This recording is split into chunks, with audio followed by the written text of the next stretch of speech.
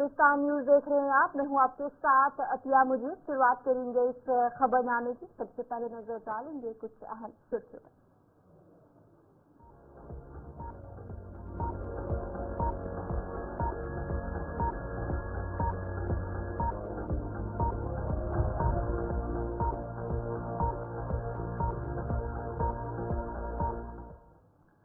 तो चलिए कि कुछ अहम सुर्खियां और दीगर खबरों की तरफ भी रुख करेंगे, जहां पर सबसे पहले बड़ी खबर के साथ शुरुआत करेंगे। कटरा से ये बड़ी खबर सामने आ रही है, जहां पर बताया जा रहा है कि कांग्रेस के वफद को पुलिस ने रोका। वफद को पुलिस की भारी नफरी में बनटोल प्लाजा के करीब जो है वो रोका, और जहां पर बताया जा रहा है कि उन्होंने कटरा जाना था। जिस तरीके से सुबह से ही आपको अपडेट किया जा रहा है कि कटरा में किस तरीके से वहां पर जो दुकानदार है, जो मजदूर है, उनकी तरफ से एहतजाज किया जा रहा है। और इसी के चलते जो कांग्रेस वफद है वो कटरा जा रहे थे और बनटोल प्लाजा के करीब पुलिस ने उन्हें जो है वो रोका।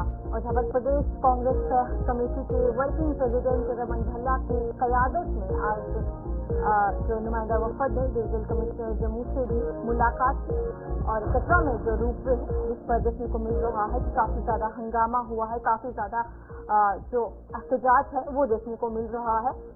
और आज उन्होंने डिविजनल कमिश्नर जम्मू से मुलाकात की और कटरा में रूपवे प्रोजेक्ट का मामला उठाया, उस पर उन्होंने बात की। और मुलाकात के बाद बताया जाता है कि उसके बाद वो कटरा के लिए रवाना हुए और बीच में ही पुलिस ने उन्हें रोका और बनटोल प्लाजा के करीब बताया जा रहा है कि उन्हें रोका गया। जिस तरीके से कटरा में देखने को मिल रहा है कि वो जो रूपवे मंसूबा है उसके चलते वहां पर जो दुकानदार है, जो वहां के मजदूर है, उनकी तरफ से जो एहतजाज है वो किया जा रहा है।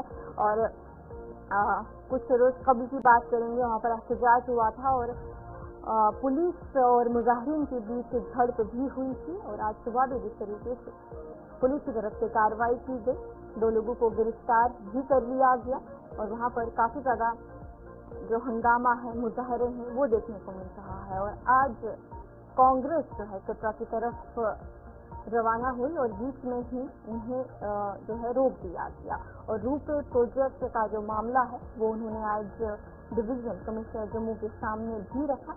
और लगातार देखने को मिल रहा है कि जो कटरा में मजदूर है, जो दुकानदार है, उनकी तरफ से कहा जा रहा है कि जब ये मंसूबा मुकम्मल हो जाएगा तो उनके कारोबार में काफी ज्यादा असर होगा, जिसके खिलाफ वो लगातार एहतजाज कर रहे हैं। और इसी पर हमारे नुमाइंदा भी कटरा से ज्वाइन कर चुके हैं, सोनू गोलू हमारे साथ ज्वाइन कर चुके हैं। सोनू बताएगा कि जिस तरीके से शुरुआत में बताया जा रहा था कि कांग्रेस को बीच में ही रोका, कटरा की तरफ रवाना होने वाली थी, अभी क्या कुछ अपडेट है इस हवाले से?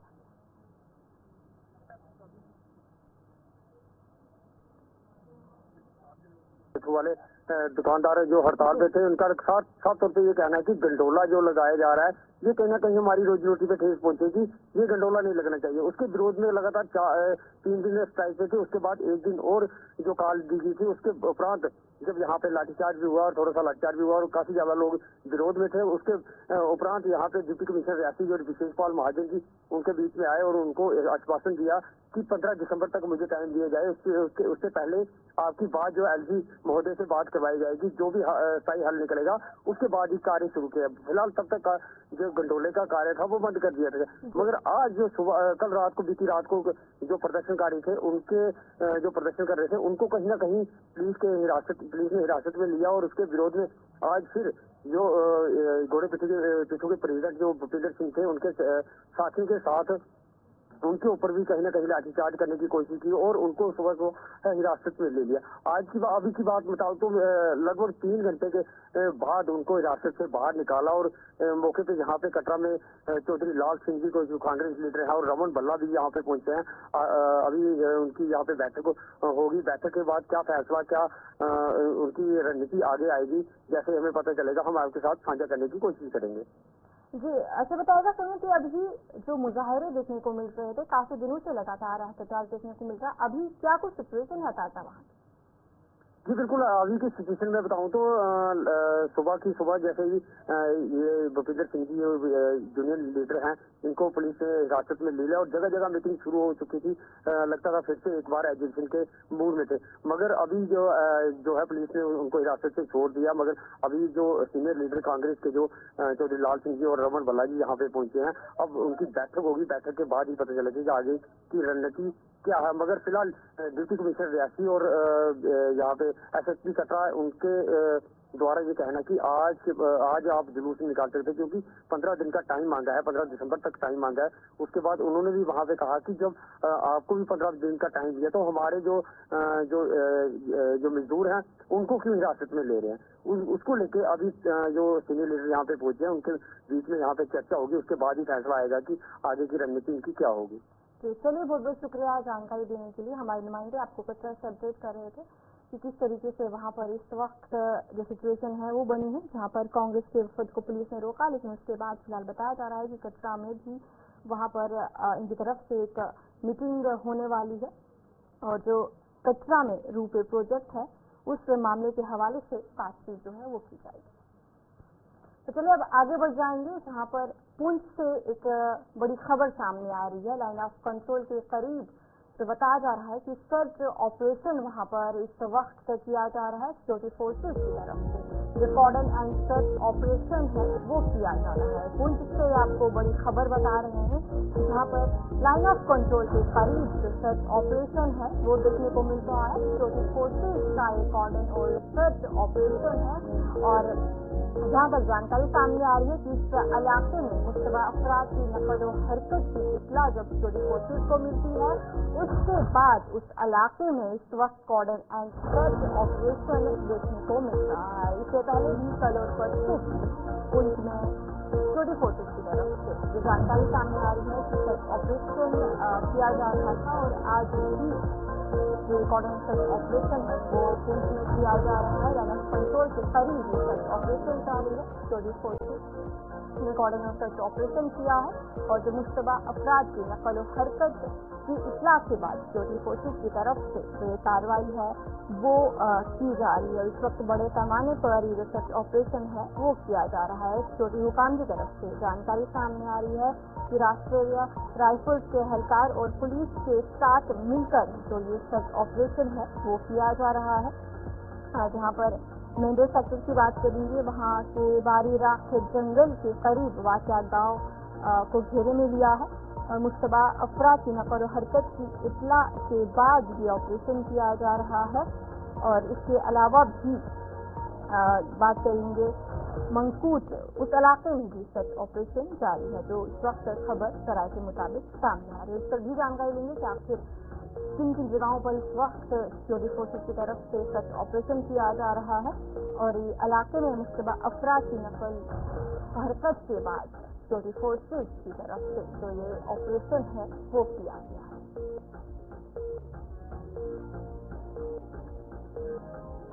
इस तरीके से लाइन ऑफ कंट्रोल के करीब पुंछ की बात करेंगे, वहां पर ये सर्च ऑपरेशन किया जा रहा है और इससे पहले भी जरा के मुताबिक तो खबर सामने आ रही है कि पहले भी सिक्योरिटी फोर्सेज की तरफ से सर्च ऑपरेशन किया जा रहा था। कल भी लगातार वहां पर जो जंगली इलाका है वहां पर सर्च ऑपरेशन किया जा रहा था और आज भी ये सर्च ऑपरेशन जारी है। सिक्योरिटी फोर्सेज का एक कॉर्डन और सर्च ऑपरेशन है।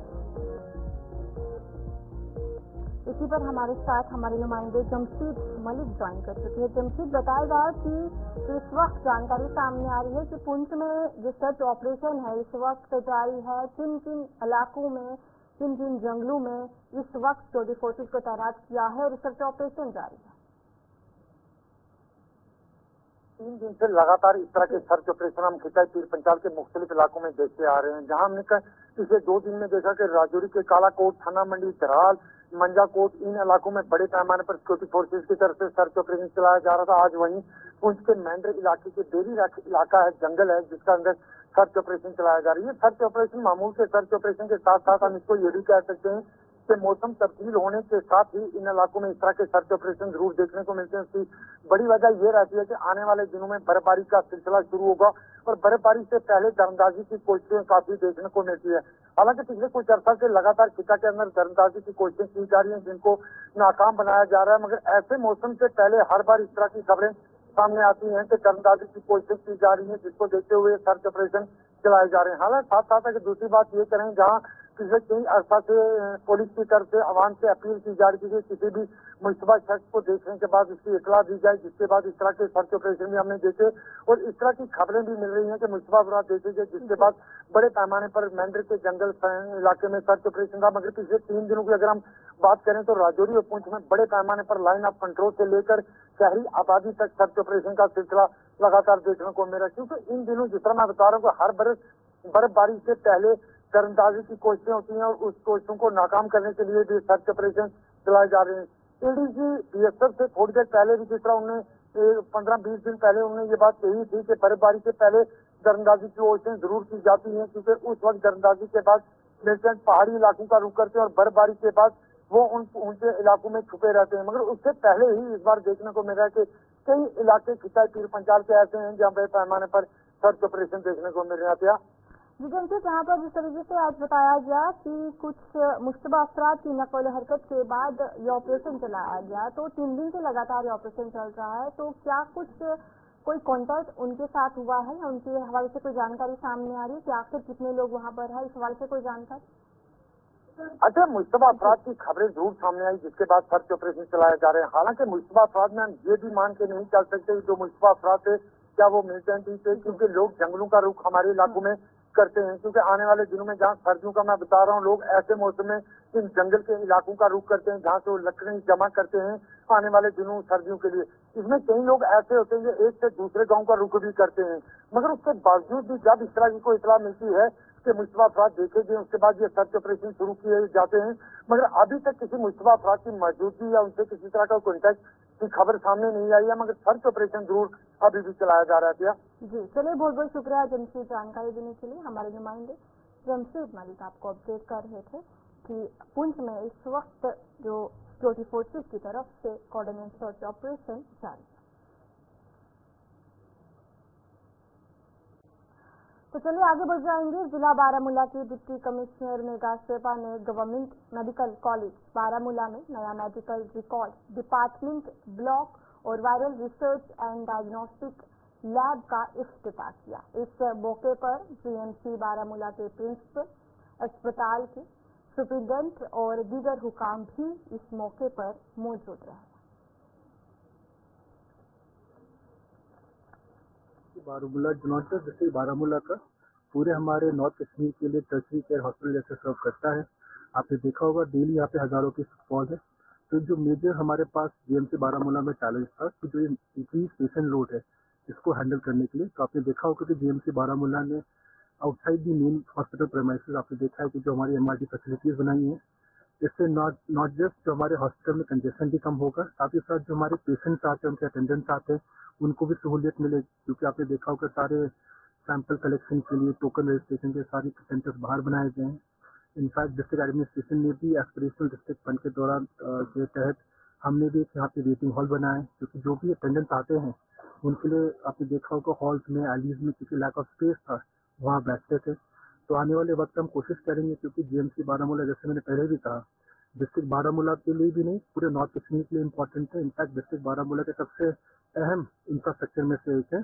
तो हमारी भी पूरी कोशिश है कि इस इंफ्रास्ट्रक्चर को, इस इंस्टीट्यूशन को और आगे ले जाए। जैसे आपने कहा कई सारे क्रिटिकल एरियाज में कमी है, इसके लिए प्रिंसिपल मैम ने भी, हम लोगों ने भी गवर्नमेंट से टेकअप किया है कि जो क्रिटिकल वैकेंसीज है स्पेशलिस्ट के लिए उसको फिलअप किया जाए।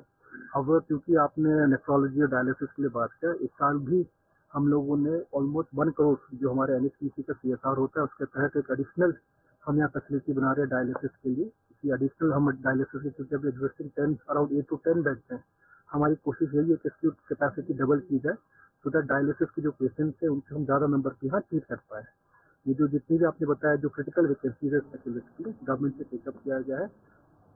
जनूबी कश्मीर के इलाके खानबल में वाक़िया शहीद हुमायूं बॉयज डिग्री कॉलेज में ख्वातीन क्रिकेट टूर्नामेंट का इनेकाद किया गया। इस टूर्नामेंट का बाकायदा इफ्तिताह डीआईजी जनूबी कश्मीर ने किया। इस दौरान उनके हमरा एसएसपी भी मौजूद रहे। टूर्नामेंट में मुख्तलिफ ख्वातीन क्रिकेट टीमों ने हिस्सा लिया। इस टूर्नामेंट का मकसद ख्वातीन की क्रिकेट में दिलचस्पी बढ़ाना और उन्हें खेल के मैदान में आगे बढ़ने की मजीद मौके फराहम करना। लड़कियों को अगर मौका दिया जाता है ग्राउंड लेवल पे खेलने का, ये एक अच्छा इनका मौका है ताकि जितने मैक्सिमम मैचेस खेलेंगे उतना इनका एक्सपोजर मिलेगा, ताकि इनको एक गेम सेंस बनता है, इनका माइंडसेट होता है, इनको पता चल जाता है कि हमें आगे लेवल पे कैसे खेलना है। और ये एक अच्छा इनिशिएटिव है जो कि हमारे कश्मीर के गर्ल्स के लिए बहुत अच्छी बात है। तो डेफिनेटली हम चाहेंगे क्योंकि कश्मीर में उतने ज़्यादा टूर्नामेंट्स होते हैं, जितने भी टूर्नामेंट्स होते हैं वो पुलिस या आर्मी करती है कहीं ना कहीं, उसके अलावा कहीं टूर्नामेंट्स होते नहीं है। और मैं यही चाहूँगी कि जितने ज़्यादा डिपार्टमेंट जो है आगे आए गर्ल्स। जम्मू हवाई अड्डे पर अब मुसाफिरों को मजीद सहूलियातें फराहम की जाएंगी, जिससे सफर के दौरान उनका तजुर्बा मजीद आसान और आरामदेह होगा। एयरपोर्ट अथॉरिटी ऑफ इंडिया के मुताबिक जम्मू हवाई अड्डे के नए टर्मिनल इमारत 865 करोड़ रुपए की लागत से तामीर की जाएगी। इससे सालाना मुसाफिर की गुंजाइश 20 लाख से बढ़कर 42 लाख हो जाएगी। हवाई अड्डे के डायरेक्टर संजीव कुमार गार्ग ने कहा कि जम्मू हवाई अड्डे की नई टर्मिनल इमारत की तामीर से मुसाफिरों को बेहतर सहूलियातें फराहम होंगी और हवाई सफर के तजुर्बे में भी बेहतरी आई। हाँ, नए टर्मिनल जो है इसमें सभी लेटेस्ट जनरेशन जो इक्विपमेंट्स हैं एयरपोर्ट से संबंधित वो सभी इस पे होने वाले हैं। और जैसे आप देखते हैं कि इस पुराने एयरपोर्ट पे तो हमारा डिपार्चर और अराइवल सब ग्राउंड फ्लोर से ही हो रहा है और नए एयरपोर्ट पे departures will be through first floor only. जैसे दिल्ली बड़ी बाकी सब एयरपोर्ट पे है, तो उसके अलावा पार्किंग की सब सुविधा होगी, अंदर फास्ट प्रोसेसिंग होगा, पैसेंजर्स अपने बोर्डिंग कार्ड खुद निकाल पाएंगे। ज्यादा नंबर ऑफ मशीन हम लगा रहे हैं ताकि इमीडिएट कोई मतलब वहाँ पे कोई कंजेशन बिल्कुल फील ना हो, ओपननेस ज्यादा दिखाई देगी नए एयरपोर्ट पे। चेक इन काउंटर अभी पुराने एयरपोर्ट पे 16 है, वहाँ पे 50 प्लस 54 के करीब वहाँ पे चेक इन काउंटर्स रहने वाले हैं और प्लस सेल्फ कियोस्क जो वहाँ पे 16 लगाएंगे, 16 सेल्फ कियोस्क के पैसेंजर्स अपना खुद बोर्डिंग निकाल पाएंगे।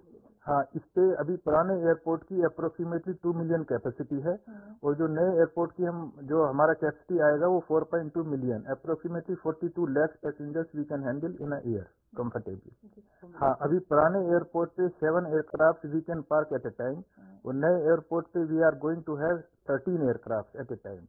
वो केवल फेज 1 की बात है, फेज 2 का भी प्रोविजन उसमें हम लेके चल रहे हैं। नहीं, उसी लक्ष्य के अकॉर्डिंग ही हम चल रहे हैं। 21 June 2026 is the schedule completion date. हम पूरा एफर्ट कर रहे हैं कि उसके हम पहले ही कंप्लीट इसको कर पाएं और इसको जन सेवा में हम दे पाएं एयरपोर्ट को। हाँ, पुराने एयरपोर्ट पे तो लगभग 150 कारों की पार्किंग की व्यवस्था है और नए एयरपोर्ट पे हम 500 कारों की पार्किंग का प्रोविजन लेके चल रहे हैं। हाँ, उसमें बिल्डिंग के अंदर तो सभी लेटेस्ट जितना शॉप्स है रिटेल का, फूड्स एंड बेवरेजेस का, वो सब रहने वाला है। प्लस सिटी साइड में और हम होटल्स वगैरह का भी प्रोविजन उसमें लेके चल रहे हैं, वो सेकंड फेज में वो भी आ सकता है।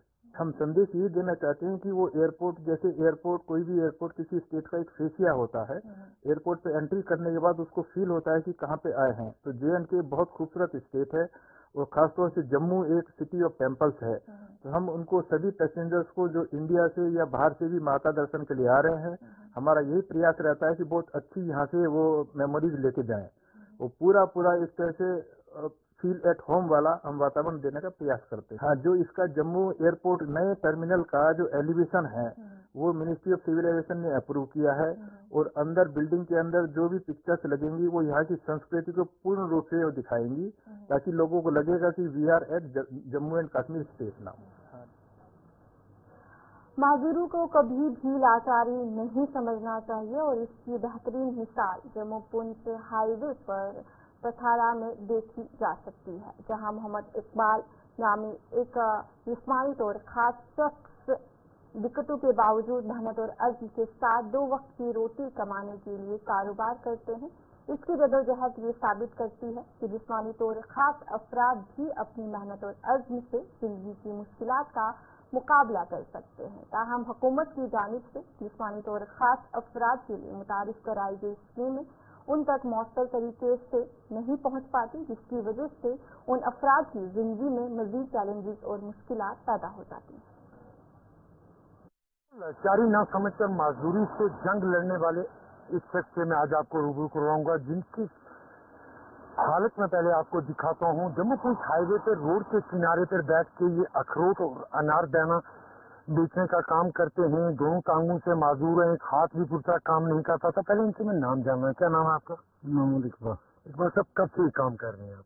20 साल हो गए। 20 साल हो गए। इकबाल साहब, जिस तरह सरकार की तरफों कई चीजें लोगों की मिल रही हैं, किसी को सरकार ने तो कोई फायदा अभी तक मिला नहीं, सोशल वेलफेयर डिपार्टमेंट की कजन इसकी बारे में कोई एप्लीकेशन दी थी? मैं वोट दी थी, कुछ भी नहीं मिला। कुछ नहीं मिला। आज समय उम्र कितनी है? मुझे 40 साल। कितनी देर तू सोशल वेलफेयर डिपार्टमेंट के अंदर जाने? मुझे कम से कम 10-15 साल। कुछ नहीं अभी तक मिला। कुछ नहीं होगा।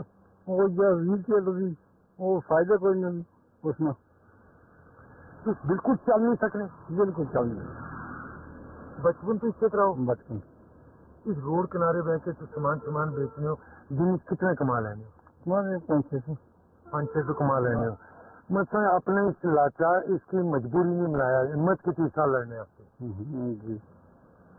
बिल्कुल आप देख सकते होंगे कि रोड के किनारे बैठ कर ये शख्स किस तरह आपको काम करते नजर आएगा, क्योंकि आज लोग खास करके ऐसे नौजवानों के साथ साथ ऐसे लोग जो बिल्कुल चुस्त होने के बाद, तंदुरुस्त होने के बावजूद भी भीख मांगते हैं, मगर ये वो नौजवान उन लोगों के लिए मिसाल जरूर एक बड़ी है, क्योंकि जम्मू पुंछ हाईवे पर पतराड़े के नजदीक ये शख्स बैठा हुआ है रोड के किनारे, जहां अखरोट और दीगर सामान इस वक्त वो बेच रहा है। मगर सबसे बड़ा सवाल इस वक्त अगर वो उठता है वो महकमा सोशल वेलफेयर या पर उठता है, क्योंकि जो सरकारी स्कीमें इन लोगों के लिए आती हैं वो इन तक नहीं पहुंच पाती हैं, जिसकी जिंदा मिसाल आपको मैं ये जम्मू पुंछ हाईवे पर दिखा रहा हूं, जहां ये शख्स जो पूरी तरह माजूर है रोड के किनारे बैठकर कारोबार कर रहा है, मगर सरकार की तरफ से मिलने वाली राहत या वो जो चीजें इनके लिए, जो सरकार की तरफ से इनके लिए स्कीमें लाई जाती हैं, वो इन जैसे लोगों तक नहीं पहुंच सकती। हालांकि इसकी तरफ से जरूर कहा गया, कई बार इसने महकमा से इस मामले को लेकर रुजू भी किया, मगर उसके बावजूद भी इसको आज तक कोई बेनिफिट नहीं मिल पाया। हालांकि ये जरूर कहा कि एक व्हील चेयर दी गई है,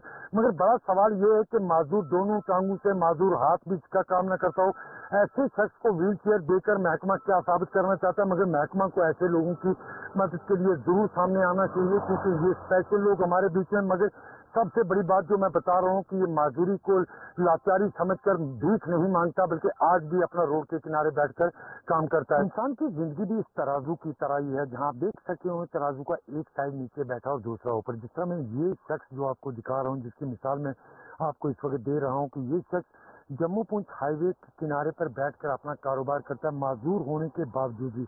हालांकि सेहतमंद लोग मांगते हुए हमने देखे, मगर ये माजूर उन लोगों के लिए एक जिंदा मिसाल है, जो बिल्कुल माजूर चलने के काबिल नहीं है, उसके बावजूद भी कारोबार करता है जम्मू पुंछ हाईवे के किनारे पर। हमारे साथ कुछ मकामी लोग भी इनसे जानेंगे।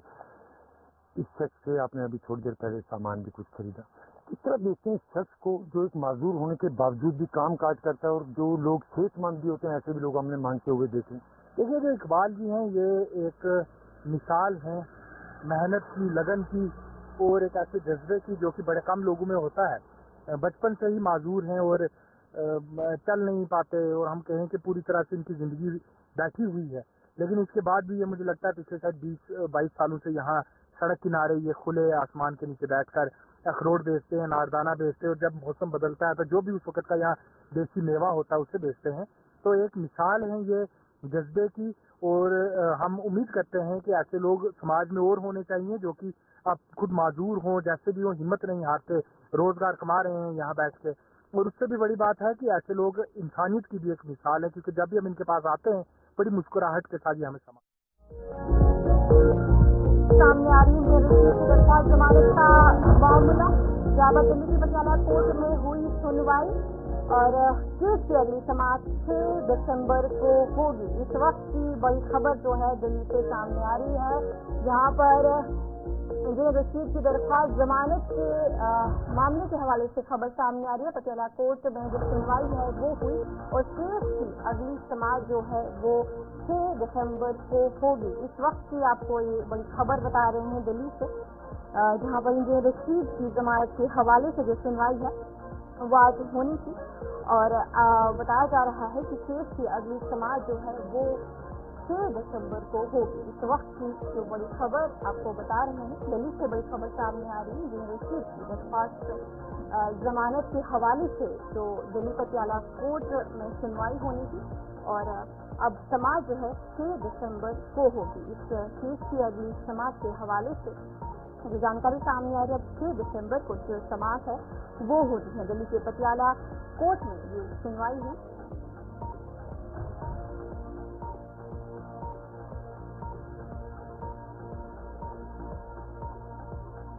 इस तरीके से ये रशीद की बात करेंगे तो टेरर फंडिंग के केसेज में जो उन पर इल्जाम लगे हैं उस हवाले से इस केस में वो लगातार तिहाड़ जेल में बंद है और उनकी दरख्वास्त जमानत के हवाले से जो दिल्ली पटियाला कोर्ट हाईवे में जो सुनवाई है वो होनी थी और अब फैसला लिया गया है कि जो केस है टेरर फंडिंग का, जो रशीद लगातार तिहाड़ जेल में बंद है, उस हवाले से अब जो समाअत है वो 6 दिसंबर के लिए कर दी गई है। 6 दिसंबर को जो अगली समाअत है वो होनी है।